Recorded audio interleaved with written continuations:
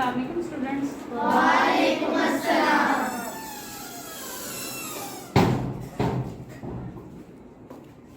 Students, today we are going to study about mixtures. What are mixtures? Okay. Chapter number 6 में हमने elements और compounds के बारे में पढ़ा था। आज हम पढ़ेंगे मिक्सचर्स के बारे में। मिक्सचर्स क्या होते हैं? तो स्टूडेंट्स, आप सबने अपने सराउंडिंग्स में बहुत ज़्यादा जो चीज़ें ऐसी देखी होंगी या जो दो या दो से ज़्यादा चीज़ों से मिलकर बनी होती हैं, ठीक है? तो उनको हम मिक्सचर्स ही कहते हैं, ठीक है? सबसे पहले तो आपको पता होना चाहिए कि प्योर और इम्प्योर चीज़ें क्या होती हैं, ठीक है? प्योर एंड इम्प्योर, ठीक है? प्योर मैटर क्या होता है? इसको हम कहते हैं सब्सटेंस, ठीक है? कोई भी ऐसी चीज़ जो प्योर फॉर्म में हो उसको हम सब्सटेंस कहते हैं। और इम्प्योर कोई भी ऐसी चीज़ जिसके अंदर इम्प्योरिटी आ जाए या फिर कोई डिफरेंट काइंड ऑफ थिंग आ जाए उसको हम इम्प्योर कह देते हैं। और जो इम्प्योर चीज़ होती है वो इनडायरेक्टली होती है हमारे पास मिक्सचर के फॉर्म में, ठीक है? तो मिक्सचर क्या होता है? फिजिकल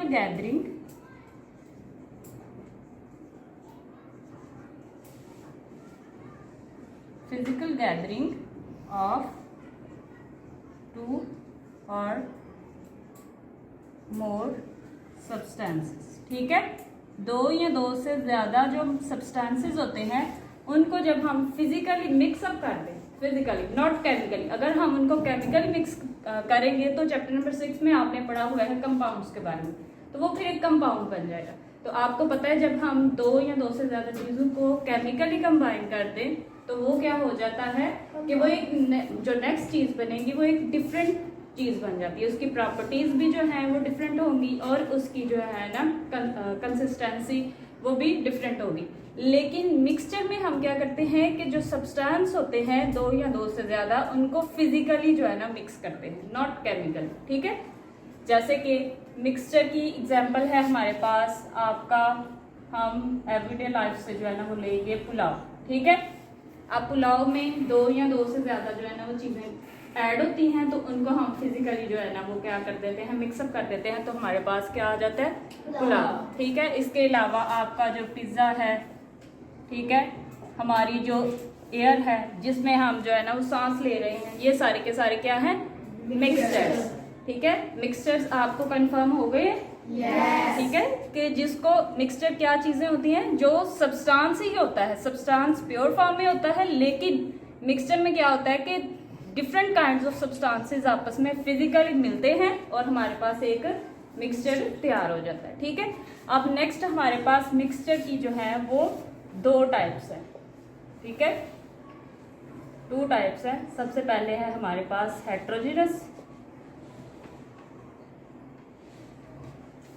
हेट्रोजेनस मिक्सचर और नेक्स्ट है हमारे पास सेकंड होमोजेनस।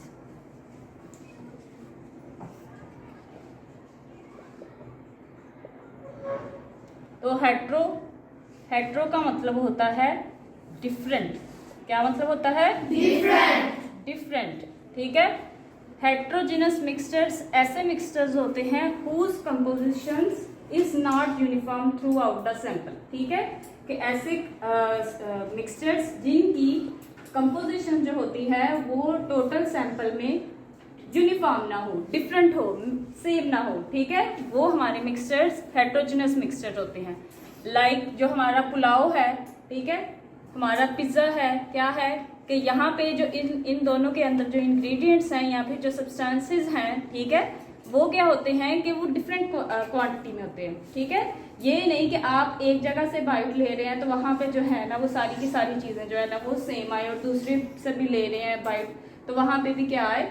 सेम आए, ठीक है? तो वो होता है हमारे पास हेट्रोजेनस मिक्सचर्स, ठीक है? whose compositions is not uniform throughout the sample। के अगर हम कोई सैंपल ले रहे हैं, एक प्लेट पुलाव ले रहे हैं तो उसमें हमें एक साइड से अगर हम एक बाइट ले रहे हैं, एक जो है ना निवाला ले रहे हैं तो वहाँ पे जो सारे मिक्सचर के सब्सटेंसेस हैं या फिर कंपोनेंट्स हैं वो सेम आए और नेक्स्ट जहाँ पे दूसरी साइड से अगर हम बाइट ले रहे हैं तो वहाँ पे भी सेम आए।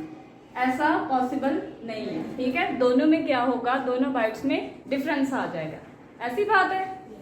हेट्रोजिनस मिक्सचर हो गया। अब आ जाते हैं होमो की तरफ। होमो मीन्स सेम, ठीक है, सेम या फिर यूनिफॉर्म। यूनिफॉर्म का मतलब भी होता है सेम। जैसे आप यूनिफॉर्म में आते हैं तो आपका ये जो यूनिफॉर्म है, ये वर्ड कहाँ से आया है? मीन्स के अगर आप स्कूल आ रहे हैं तो आप सब सेम लगे, ठीक है, सेम फॉर्म।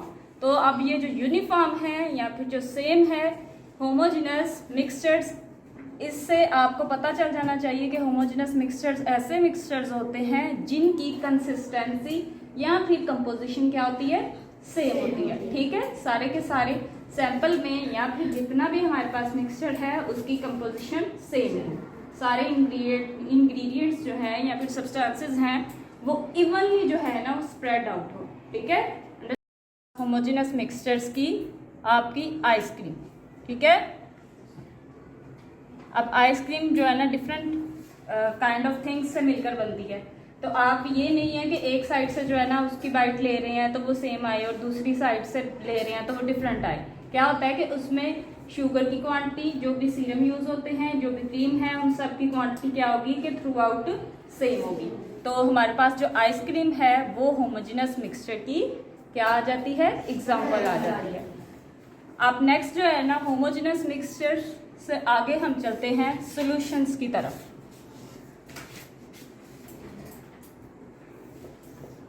अब सॉल्यूशन क्या होता है? ये जो हमारे पास होमोजेनस मिक्सचर है, सॉल्यूशन वही होते हैं, ठीक है। सॉल्यूशन क्या होता है? वो होमोजेनस मिक्सचर होता है दो या दो से ज्यादा सब्सटेंसेस का, ठीक है। लेकिन सॉल्यूशन में क्या आ जाता है? हमारे पास एक चीज जो है ना वो आ जाती है, मोस्टली क्या होती है? लिक्विड, ठीक है। लिक्विड ही जो है मिक्सचर की ही टाइप है, ठीक है। होमोजेनस मिक्सचर जो होते हैं वो सॉल्यूशंस होते हैं। अब सॉल्यूशन की जो है ना दो कंपोनेंट्स होते हैं। हम कंपोनेंट्स ऑफ सॉल्यूशन पढ़ लेते हैं। कंपोनेंट्स ऑफ सॉल्यूशन क्या होते हैं? जो जिनसे सॉल्यूशन मिलकर बना होता है। एक है हमारे पास सोल्यूट और दूसरा है हमारे पास सॉल्वेंट। अच्छा, अब ये जो सोल्यूट है, सोल्यूट वो वाली चीज होती है सॉल्यूशन के अंदर जो डिसॉल्व होती है, ठीक है, डिसॉल्व होती है। और जो सॉल्वेंट है वो हमारे पास वो वाली सब्सटेंस या फिर थिंग हो जाएगी जो डिसॉल्व करती है, विच डिसॉल्व्स इन इटसेल्फ। सोल्यूट जो डिसॉल्व होती है और सॉल्वेंट जो अपने अंदर डिसॉल्व कर लेती है सोल्यूट को। तो ये जो सोल्यूट और सॉल्वेंट है इनसे हमारा सोल्यूशन मिलकर बना होता है। अब हम इसकी सोल्यूट और सॉल्वेंट की जो है उसकी पार्टिकल जो है ना उस पे कंपोजिशन पे आते हैं कि ये कैसे मिक्स होते हैं।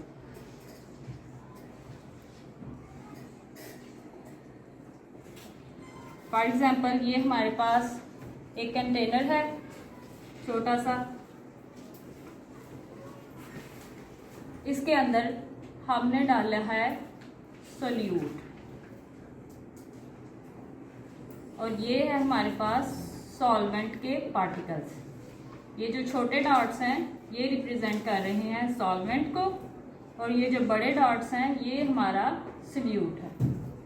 अब जब कोई किसी भी सोल्यूट को हम सॉल्वेंट के अंदर डालते हैं, दोनों को सोल्यूट और सॉल्वेंट को एक कंटेनर में डालते हैं, तो क्या होता है कि ये जो हमारा सॉल्वेंट है इसके जो पार्टिकल्स हैं या फिर मॉलिक्यूल्स या फिर एटम्स हैं, ये क्या करते हैं कि ये इस सोल्यूट के पार्टिकल्स को घेर लेते हैं, ठीक है, उनके इर्द गिर्द आ जाते हैं और फिर इनके अंदर जो इंटरमॉलिक्यूलर फोर्सेस हैं उनको वीक करना स्टार्ट करते हैं।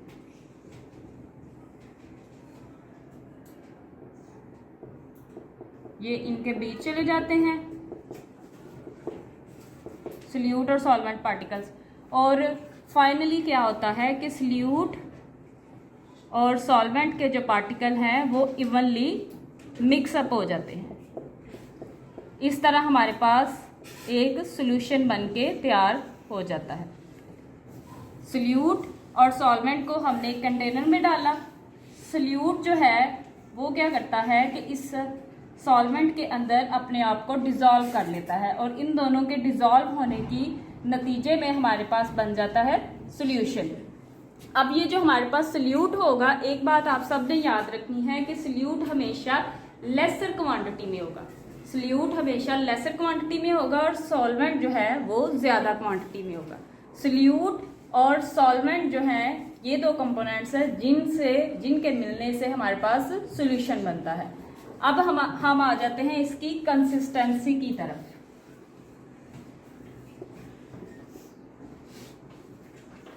कंसिस्टेंसी क्या होती है? उसकी थिकनेस, कितना हमारे पास जो है वो सोल्यूट गाढ़ा है या फिर पतला है, थिक है या फिर डाइल्यूट है। अब दो तरह के हमारे पास जो है ना कंसिस्टेंसी के हवाले से, कंसिस्टेंसी की नजर में हमारे पास दो तरह के सॉल्यूशंस होते हैं। एक होते हैं डाइल्यूट सॉल्यूशन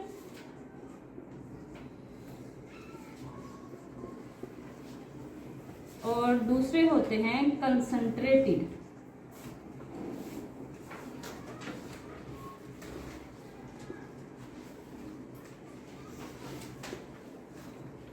डाइल्यूट सॉल्यूशन ऐसे सॉल्यूशन होते हैं, फॉर एग्जांपल अगर हम 1 ग्राम शुगर को 500 सेंटीमीटर क्यूब वाटर में डिसॉल्व करते हैं, ठीक है। एक ग्राम हमारे पास शुगर है और 500 ग्राम हमारे पास वाटर है, तो शुगर हमारे पास सोल्यूट है और जो वाटर है जिसके अंदर शुगर ने डिसॉल्व होना है, ये आपको पता है कि ये हमारे पास सॉल्वेंट है। तो सोल्यूट, ये जो शुगर है और ये जो वाटर है, इन दोनों का सॉल्यूशन क्या बनेगा? डाइल्यूट बनेगा, क्योंकि शुगर की क्वांटिटी क्या होगी? वो बहुत कम है एज कंपेयर टू सॉल्वेंट। ये तो हमें पता है कि सॉल्वेंट हमेशा जो है वो ज्यादा क्वांटिटी में होगा, लेकिन यहाँ पे क्या है कि सोल्यूट बहुत ही कम क्वांटिटी में है अगर हम कंपेयर करें कंसंट्रेटेड सॉल्यूशन के साथ। अब कंसंट्रेटेड सॉल्यूशन में हम देख लेते हैं कि हमने 20 ग्राम शुगर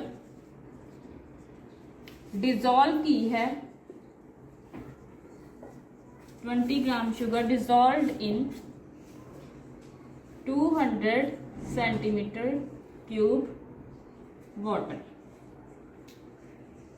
अब ये जो कंसंट्रेटेड की मैंने एग्जांपल दी है, अब इसमें देखें कि शुगर की जो क्वांटिटी है वो भी बढ़ा दी है और इधर से जो हमारे पास सॉल्वेंट है वाटर, उसकी जो क्वांटिटी है वो भी कम कर दी है। तो इस तरह क्या होगा कि ये हमारे पास ऑटोमेटिकली कंसंट्रेटेड सॉल्यूशन बनेगा एज कंपेयर टू दिस, ठीक है। इसमें क्या है कि 1 ग्राम शुगर है और 500 ग्राम सेंटीमीटर क्यूबिक सॉल्वेंट है या फिर वाटर है। यहाँ पे सॉल्वेंट भी ज्यादा है और शुगर भी कम है, और इधर हमारे पास शुगर भी ज्यादा है और सॉल्वेंट भी हमने उसकी क्वांटिटी भी क्या कर दी है? कम कर दिया है। तो इस तरह ये जो डाइल्यूट सॉल्यूशन है ये वाला होगा और ये जो कंसंट्रेटेड सॉल्यूशन है ये वाला होगा, अगर इन दोनों को आपस में कंपेयर करें।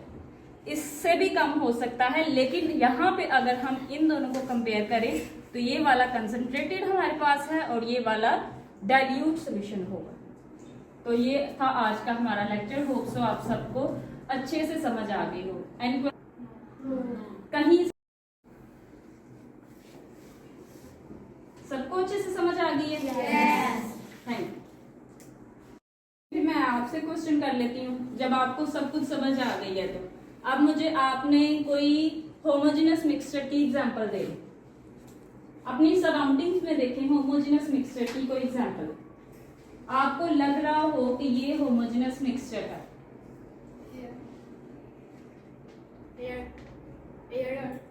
एयर, हाँ जी, वेरी गुड, शुगर वाटर, वो होमोजेनस मिक्सचर है। बर्गर हमारे पास बचे हेट्रोजेनस मिक्सचर। इसके अलावा मुझे आप बता दें कोई भी सोल्यूट, किसी भी सोल्यूट का नाम बता दें जो डिसॉल्व होता हो। सॉल्ट, शाबाश।